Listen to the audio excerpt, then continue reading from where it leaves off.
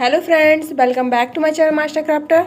Friends, आज की video में हम ब्लाउज़ पर ये डिज़ाइन बनाएंगे। ये आजकल बहुत ज़्यादा ट्रेंड कर रही है और बनाने में भी इजी है। तो चलिए स्टार्ट करते हैं आज का वीडियो। इसके लिए ये मैंने ब्लाउज़ पीस लिया है। ये जॉर्जेट का फैब्रिक है और इसके साथ ही ये मैंने कॉटन का लाइनिंग पीस लिया है। तो सबसे पहले हम लाइनिंग पीस पर इसकी ड्राफ्टिंग कर लेते हैं। यहाँ पर मैंने लाइनिंग पीस को डबल फोल्ड कर लिया है और एक्स्ट्रा फैब्रिक को कट कर दिया है। इसके बाद इसकी लंबाई देख लेते हैं। तो इसका जो बैक पार्ट है उसकी लंबाई मैंने 15 इंच रखी है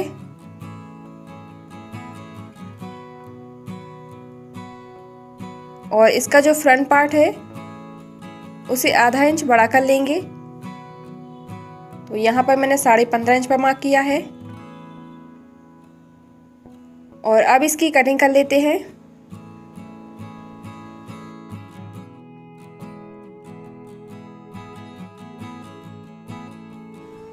तो ये हमारा बैक पार्ट है। बैक पार्ट के ऊपर हम ये फ्रंट पार्ट रखेंगे और इन दोनों की मार्किंग हम एक साथ करेंगे। अब इसका शोल्डर देखते हैं।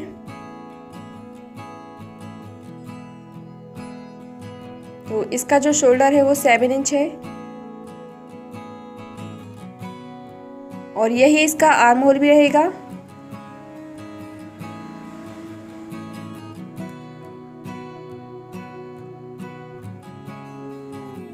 इसकी चेस्ट 38 इंचेस है, उसका हम 4 पार्ट लेंगे। तो यहाँ पर मैंने 9.5 इंच पर मार्क किया है और 2 इंच का इसमें मार्जिन रखा है। इसके बाद आर्म होल को शेप देंगे, फ्रंट और बैक दोनों।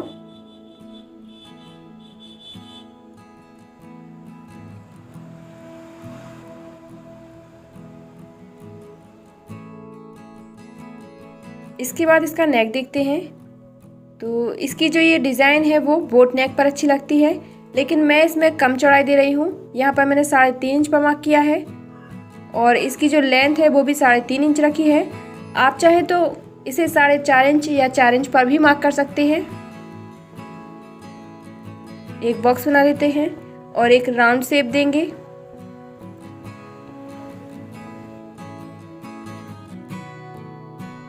और इसके बाद हम शोल्डर को 1/2 इंच डाउन करेंगे और अब इसका बस्ट पॉइंट देख लेते हैं। तो इसका जो बस्ट पॉइंट है वो 10 इंच पर है और आगे की तरफ से इसे हम 4.5 इंच पर रखेंगे और नीचे से इसे 3 इंच पर रखेंगे। 2 इंच की इसमें डाट रखेंगे और इनको मिला देते हैं।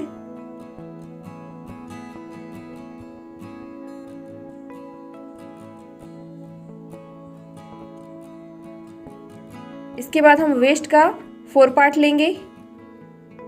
तो यहाँ पर मैंने 8 इंच पर मार्क किया है और इसमें 2 इंच का मार्जिन रखेंगे।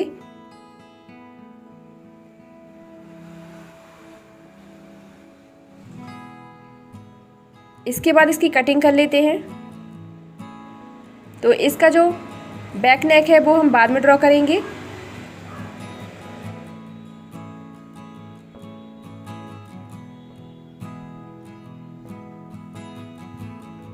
इसके बाद बैक पार्ट को हम निकाल देंगे और अब हम बैक नेक की जो मार्किंग है उसको कर लेते हैं। तो ऊपर से मैंने 1 इंच पर इसको मार्क किया है और इस तरीके से एक बॉक्स बना लिया है। अब यहाँ पर भी एक हल्का सा राउंड शेप देंगे। इसके बाद हम नीचे से इसे 5 इंच पर मार्क करेंगे और इसकी जो चौड़ाई है वो 3.5 इंच पर और इसके बाद हमें 1 इंच ऊपर छोड़ देना है यहाँ पर और इसे एक शेप देना है इस तरीके से।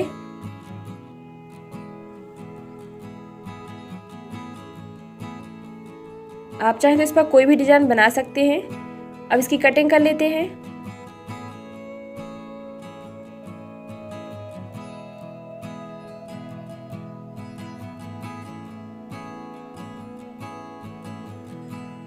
सेंटर से भी इसे कट करेंगे क्योंकि ये बैक ऊपर रहेगा। अब अब इसे ओपन कर लेते हैं और ऊपर से भी कट कर लेते हैं। इसके बाद हम फ्रंट की कटिंग करेंगे।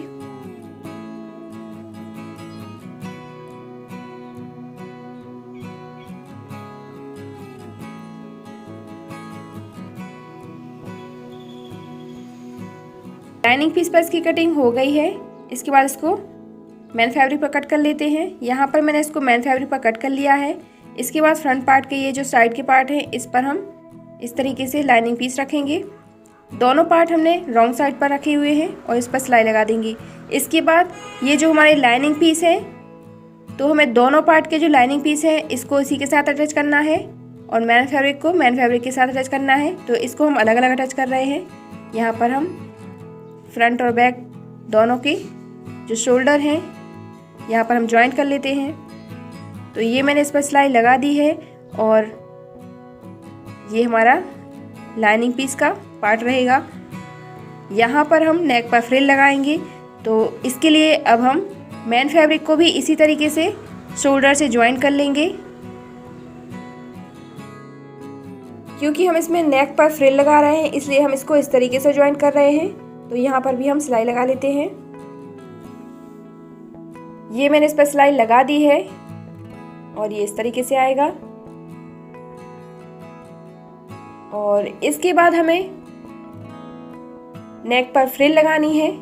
यहाँ पर हम फ्रिल लगाएंगे तो उसके लिए हम मैन फैब्रिक की पट्टियाँ कट करेंगे।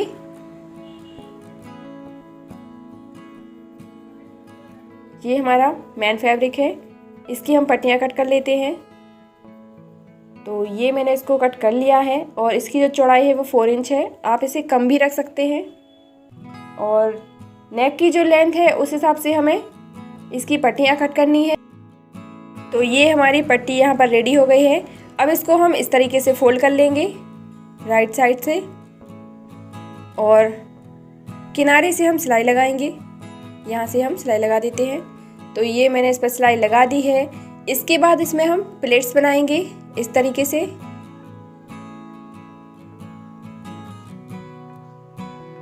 तो यहाँ पर हमें प्लेट्स में कोई गैप नहीं देना है। इसको हम बना लेते हैं। तो ये मैंने इस पर सिलाई लगा दी है और इस तरीके से इसका ये जो शेप है वो राउंड शेप में रहेगा। तो इसकी जो लेंथ है वो मैंने नेक के हिसाब से रखी हुई है। अब हम इसको ब्लाउज पर अटैच कर लेते हैं। तो सबसे पहले हम इसको लाइनिंग पीस पर अटैच करेंगे क्योंकि इसका जो नेक है उसमें शेप पहले से ही है। तो हम इस पर ही अटैच करेंगे। तो हमें इस पर ध्यान देना है कि हमें इसको सीधी तरफ ही अटैच करना है। लाइनिंग पीस हमारा सीधा है, इसका जो रॉन्ग साइड है वो नीचे की तरफ है और इस पर हम इस तरीके से फ्रिल लगाएंगे।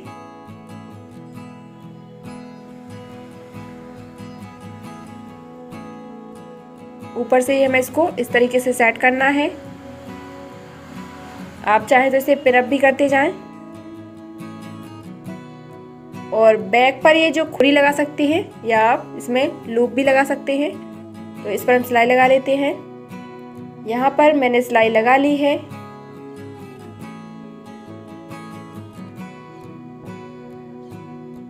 यहाँ पर आप डोरी भी लगा सकते हैं।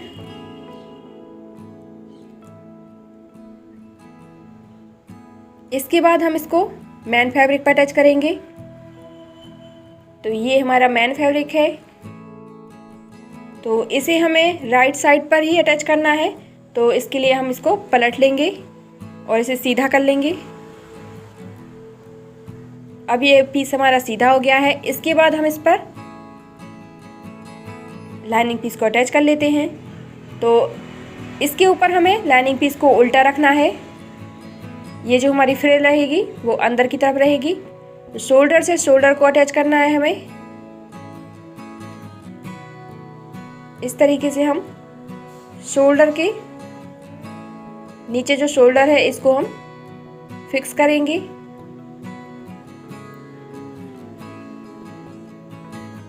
जिससे मैन फैब्रिक का और लाइनिंग पीस का जो शोल्डर है वो एक जैसा रहे। और यहाँ पर इसको फिक्स करके हम पिनअप कर लेते हैं।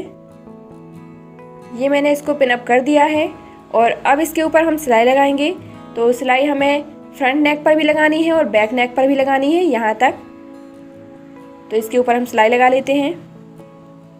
ये मैंने इस पर सिलाई लगा दी है।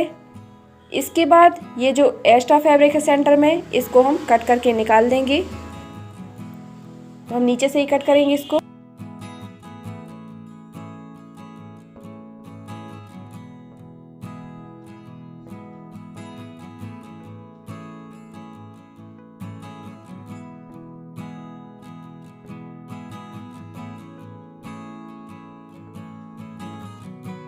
इसके बाद ये जो राउंड शेप है यहाँ पर हम छोटे छोटे कट लगा लेंगे।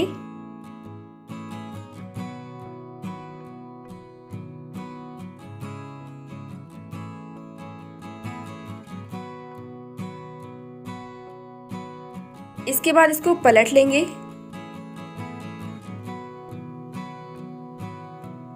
इसे हम अंदर की तरफ कर देंगे और फ्रिल को बाहर निकाल लेंगे।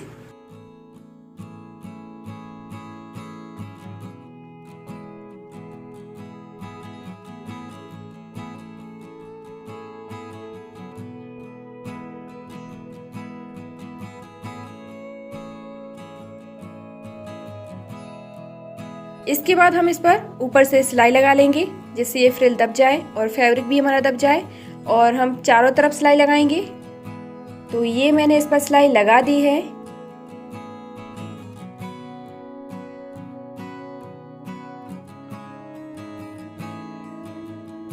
फ्रंट के जो साइड के पार्ट हैं इसको अटैच कर लेंगे। तो इसको मैंने रेडी करके रखा हुआ है। तो यहाँ पर हम दोनों पार्टों को अटैच कर लेते हैं। ये मैंने इसको अटैच कर दिया है। इसके बाद हम नीचे और आर्म होल पर और बैक पार्ट पर भी हम नीचे सिलाई लगाएंगे। लाइनिंग की पट्टी से हम इसको कवर कर लेंगे और आई हुक की पट्टी भी बना लेते हैं और पीछे हमें डाट भी लगानी है। तो इसे हम रेडी कर लेते हैं। यहाँ पर हम डोरी लगा लेते हैं। तो ये मैंने आर्म होल पर फिनिशिंग लगा दी है और नीचे भी मैंने लाइनिंग की पट्टी से इसको कवर कर दिया है। बैक पर भी मैंने डाट लगा ली है और ये आई हुक की पट्टी भी रेडी कर दी है। और अब यहाँ पर सिर्फ स्लीव्स पर फ्रिल लगाना बाकी है। अब हम मेन फैब्रिक की पट्टियाँ कट कर लेते हैं। ये मैंने पट्टियाँ कट कर ली हैं और अब हमें इसके दोनों किनारे पर पीकू करनी है। ये मैंने फैब्रिक चौड़ाई में कम लिया हुआ है क्योंकि मेरे पास फैब्रिक कम था। आप चाहे तो इसको ज़्यादा भी रख सकते हैं, 4 इंच तक आप इसको रख सकते हैं। तो यहाँ पर मैंने इस पर पीकू कर ली है और इसके बाद अब इसमें हम प्लेट्स डालेंगे। हमें फ्रिल बनानी है। तो प्लेट्स हमें इस तरीके से डालनी है, जो सिलाई है हमारी बीच में होनी चाहिए, सेंटर में। तो यहाँ पर हम इस तरीके से प्लेट्स बनाएंगे और सेंटर में सिलाई लगाएंगे क्योंकि इसे हम स्लीव्स पर अटैच करेंगे। तो ये मैंने इस पर सिलाई लगा दी है और ये इस तरीके से आएगी। आप इस फ्रिल को चौड़ाई में थोड़ा ज़्यादा ही लें।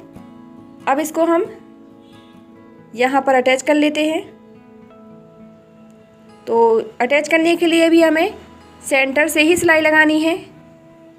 इस तरीके से हम फ्रिल को रखेंगे और सेंटर में सिलाई लगाएंगे।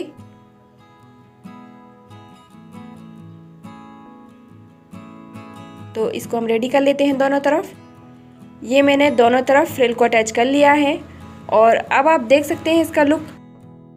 तो हमारा ब्लाउज़ ऑलमोस्ट तैयार हो गया है, बस इसमें हमें फिटिंग लगानी है। तो अब हम इसमें फिटिंग लगा लेते हैं। फिटिंग करने के बाद मैं इसका फाइनल लुक आपको दिखाती हूँ। तो ये हमारा ब्लाउज़ बनकर कंप्लीट हो चुका है और ये बहुत ही सुंदर लग रहा है। आजकल ये बहुत ज़्यादा ट्रेंड कर रहा है और ऑनलाइन भी इसे बहुत ज़्यादा पसंद किया जा रहा है। तो आप इसे घर पर भी इजी तरीके से बना सकते हैं किसी भी फैब्रिक से।